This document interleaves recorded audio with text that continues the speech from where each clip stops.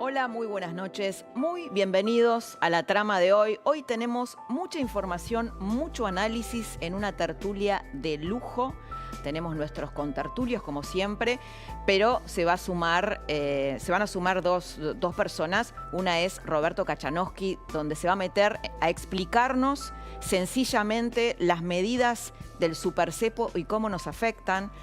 Vamos a tener toda la información, una reunión reciente entre el presidente Alberto Fernández, Larreta y Kicillof. La primera reunión después de la pelea por el tema de la ciudad. Jaime Rosenberg en la tertulia nos va a contar todo vinculado con ese tema. Lo tenemos al profe Osona, en donde vamos a hablar de estas declaraciones muy fuertes, ¿no? de Eduardo Duhalde, que hoy las vamos a contar un poquito en el editorial.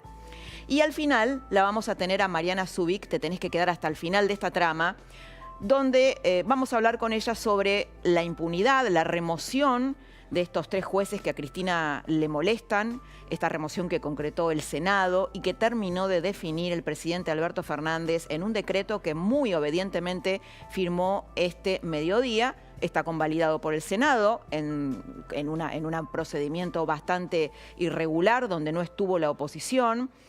Luego por el Poder Ejecutivo y se espera una decisión de la Corte. Nos vamos a meter en el editorial de esta noche, que el título es La cristinización económica de Alberto Fernández, como te contaba Majul antes. ¿Y por qué se transformó? Vamos a tratar de resolver esta pregunta. ¿Por qué se transformó en lo que él decía que venía a combatir? Esto se lo voy a preguntar a la tertulia. Hoy amanecimos con una frase de Eduardo Duhalde, que parece que Duhalde ha perdido todo filtro. El profe Osona tiene otra interpretación, pero yo creo que ha perdido todo filtro. Lo escuchamos lo que dijo. No me sorprende nada, creo que el presidente, mi impresión, solo impresión, está groggy. El presidente está no contesta, como estuvo de la Rúa en un tiempo, como estuvo Duhalde cuando gobernaba. En un momento estaba yo no conteste. Son tantos los problemas y tantos impactos psíquicos que recibe un presidente, que llega un momento que, bueno, tiene que buscar ayuda. Claro. Yo creo que el presidente está en esa condición. No, la aplicación más benigna para él sería esa. El presidente tiene que buscar ayuda. Habla de Duhalde como en tercera persona, ¿no? Como Maradona, como le pasaba a Duhalde, dice. Esto que dice, el presidente está groggy como de la Rúa, esto lo dice Duhalde, ¿no? ¿Tiene algo de realidad o es un delirio? Porque después dijo algo que sí se constata en los hechos. Dijo que Alberto no sabe gobernar en la crisis y que está sentado en el pasado. Y el presidente está sentado efectivamente en el pasado cuando crea un endurecimiento del cepo cambiario que tiene al menos 3 efectos. El primero, pone a las grandes empresas al borde del default o las echa. De esto vamos a hablar en la tertulia. Nos detenemos un poquito aquí con Kachanowski, con Roberto Kachanowski. Cuando digo que echa empresas me estoy refiriendo a Falabella, a Globo, que emplea más de 3.000 personas, a la TAM, que ya se fue. La segunda cosa que logra este supercepo es que el campo piense en formar sociedades en Uruguay, en trasladar su producción a los países limítrofes. Vamos a hablar también con el profe Osona de esto. Y a la vez expulsa argentinos con capacidad de producir riqueza. Hay al menos 25.000 argentinos que ya se radicaron fiscalmente en Uruguay y hay otros 75.000 pedidos de nuevas radicaciones. Estamos hablando de 9.600 millones de dólares de activos o inversiones que salieron desde la Argentina hacia Uruguay desde que arrancó el gobierno de los Fernández. Nos detenemos un poquito acá. Estamos hablando de la clase media alta que podría aportar valor genuino a la Argentina y la estamos echando, la estamos expulsando. La está expulsando un gobierno que necesita desesperadamente dólares. Necesita desesperadamente dólares y que recibió de la gente un mandato: reactivar la economía. O sea, el mandato que recibió Alberto Fernández es reactivar la economía. Y sin embargo está tomando medidas que van en el sentido opuesto. ¿Por qué van en el sentido opuesto? Duhalde dijo más hoy. Dijo, Alberto no entiende que la gobernanza en tiempos de crisis es muy diferente a la gobernanza en tiempos normales. ¿Qué significa esto? Que para salir de esta crisis descomunal se necesitan acuerdos con la oposición. Alberto también va en sentido contrario en este plano. Se peleó con su principal aliado de la oposición. Hoy, como te contaba antes, se reunió después de la crisis, nos detenemos un poquito acá, se reunió con Larreta y con Kicillof. Después Jaime Rosenberg nos va a contar bien el entramado de eso. Pero bueno, digamos que dinamitó la confianza de ese aliado estratégico que es Larreta. Después de haber metido la mano en la billetera de la ciudad, ahora envió al Senado anoche un proyecto de ley para modificar el esquema de financiamiento de la policía de la capital. Esto significa que ya no va a haber fondos de la coparticipación automáticos, sino que Larreta deberá arrodillarse, como lo hacía Scioli con los Kirchner, año tras año, para pedirle ese dinero a la Casa Rosada. En este editorial te quiero hablar de 3 palabras que atravesaron la semana. Una es la hipocresía, otra es la impunidad y la tercera es el resentimiento. Hipocresía. El presidente criticó a los que acumulan dólares. Vamos a escuchar esa crítica. Nos detenemos un poquito. Y así construimos esta lógica de la economía. Una economía que ya no promueve más la especulación y quiere que el dólar deje de ser un mecanismo de especulación, una variable para que algunos acumulen dólares en un país donde los dólares hacen falta para producir, no para guardar.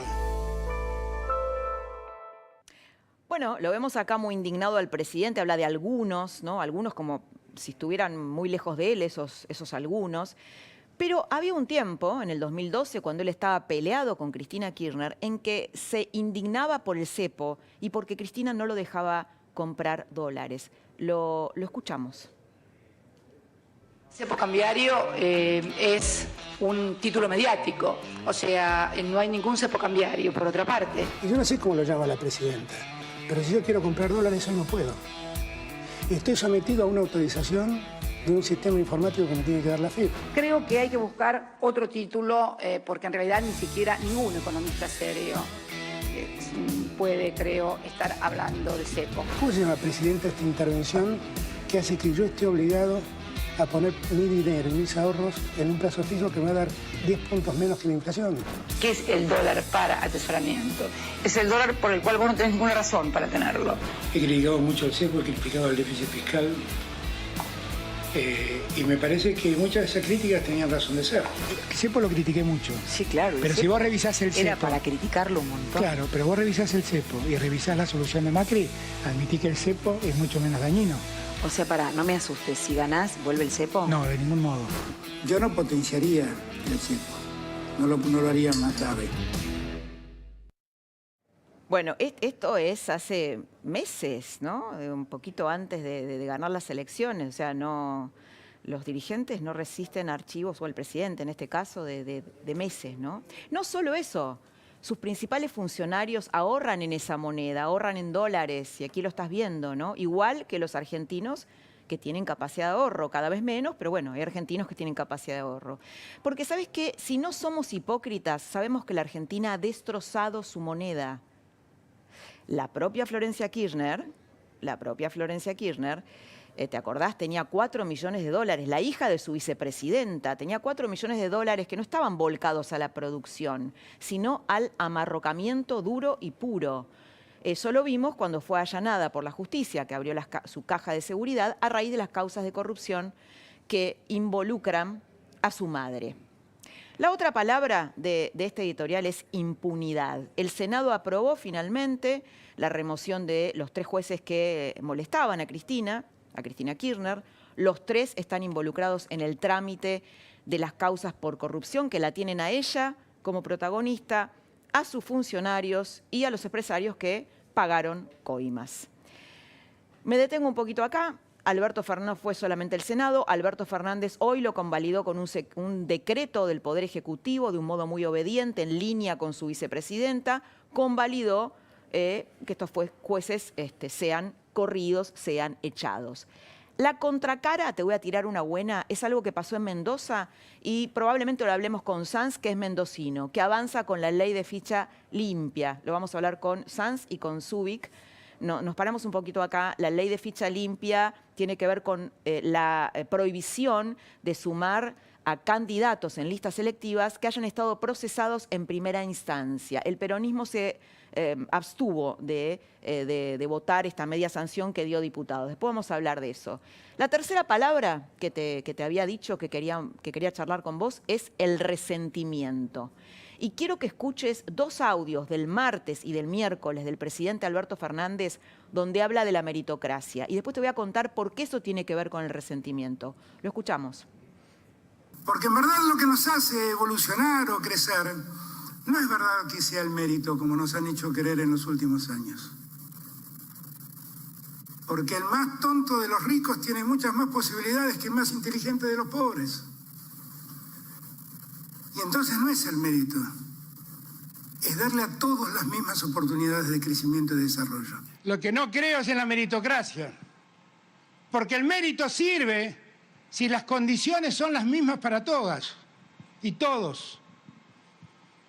Porque si algunos tenemos mejores condiciones para desarrollarnos que otros, el mérito no alcanza. Y es allí donde el más tonto de los ricos tiene más posibilidades que el más inteligente de los pobres.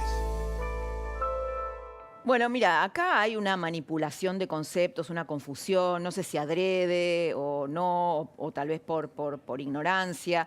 La realidad es que no es la primera vez que el presidente ataca a la meritocracia como motor de desarrollo de los países. Esta no es una idea de él, es fruto de su reconciliación con Cristina. ¿Por qué? Porque el mérito, nos paramos un poquito acá, es para Cristina y para la izquierda una idea neoliberal. Cristina no siempre pensó así, esto es algo que empezó a pensar o a virar hacia esa radicalización en su última etapa cuando era presidenta. Alberto tomó ese guión. ¿Cómo es esto? Primero, se trata de una manipulación de los términos, ¿no? De los conceptos. El presidente confunde mérito con privilegio. El mérito es el reconocimiento, es lo que nos merecemos por nuestra capacidad o por nuestro esfuerzo. Por nuestro esfuerzo, paramos un poquito, con nuestro esfuerzo, nos reconocen por nuestro esfuerzo, por nuestro talento, por nuestra dedicación, por nuestra audacia. Eso es el mérito. Lo otro es privilegio. Privilegio es lo que se hereda, ¿no? Lo que heredamos cuando, cuando alguien llega a determinados lugares porque es el hijo de alguien, la mujer de alguien, por su apellido, por su condición social. Entonces, son dos conceptos distintos, mérito y privilegio, y el presidente los confunde. La segunda confusión está entre igualar oportunidades e igualar resultados. Obviamente, no solamente es cierto, sino que es obvio que los pobres no tienen las mismas oportunidades que los ricos, empezando por las escuelas a las que van, por la educación. Para equiparar esa cancha están las políticas públicas. Para eso sí el Estado es o debería ser eficaz. Hay un montón de mecanismos que el Estado puede hacer o recursos que puede implementar, como becas, como vinculación entre los barrios vulnerables o los sectores vulnerables y el mercado, un montón de cosas que puede hacer para igualar esa cancha. Pero condenar el mérito como motor del desarrollo de un país es desconocer, ¿sabés qué?, el sueño de nuestra inmigración. Nuestros abuelos llegaron a la Argentina con un sueño abajo del brazo: progresar. Mi hijo, el doctor, era la idea de que a los hijos de aquellos inmigrantes les iba a ir mejor que a sus padres. Es la idea que marcó la identidad de la clase media argentina. Esta es la idea que atacó el presidente, revelando su modelo, que es nivelar para abajo. Confundir mérito con privilegio, ¿sabés qué es? Es agitar el resentimiento social, además de confundir. Y en eso el kirchnerismo tiene una maestría. Una pregunta para el final de esta editorial, y tiene que ver con la oposición. me gustaría preguntársela a Sanz cuando lo tengamos. Y la pregunta es si hay sectores de Juntos por el Cambio que quieren jubilar a Macri. Vos sabés que hoy fue allanada la quinta de Macri por supuestamente haber violado la cuarentena, la quinta de Los Abrojos. No sé si tenemos algunas imágenes ahí. Bueno, fue allanada la quinta de Macri. Y bueno, es raro, ¿no? Porque el presidente a la vez dice que no hay cuarentena, entonces se allanó por supuestamente violar la cuarentena, cuando hace un par de días atrás el presidente Alberto Fernández hizo una reunión social con Hugo Moyano y su familia en Olivos. Todos aparecieron sin barbijo y muy felices, y ahí no hubo ninguna denuncia. Entonces, bueno, no sé, ¿hay cuarentena o no? El otro día me contaban una reunión que se hizo en la Policía Federal por el Día de la Criminalística. Todos sin barbijo, un ágape, una celebración. Tal vez la ministra Sabina Frederick debería controlar más a sus subordinados, que a la vez tienen que hacer cumplir la ley. La trama comienza con esta tertulia de lujo. ¿Cómo les va? Muy buenas noches. Muy bien. ¿Cómo estás? ¿Cómo le va, señor Jaime, nuestro hombre en Casa Rosada, nuestro profe Jorge Osona y el señor Kachanowski, que nunca había venido a la trama? No, pero veo que hay un buen Malbec. Hay un buen Malbec.